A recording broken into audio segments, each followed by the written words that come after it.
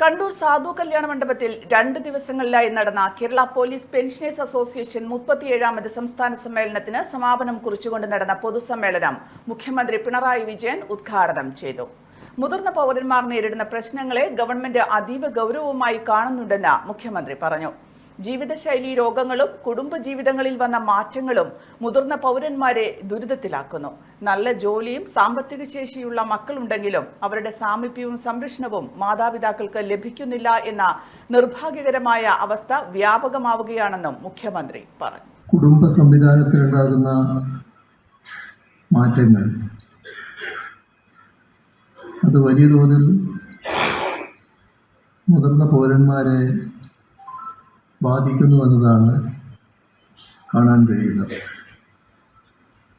സാമ്പത്തിക ഭദ്രതയൊക്കെ ഉണ്ടായിരിക്കും, പക്ഷേ ജീവിത സായന്തനത്തിൽ സഹായത്തിന് ആരുമില്ലാത്ത അവസ്ഥ പല മുതിർന്ന പൗരന്മാരും നേരിടുന്നുണ്ട്.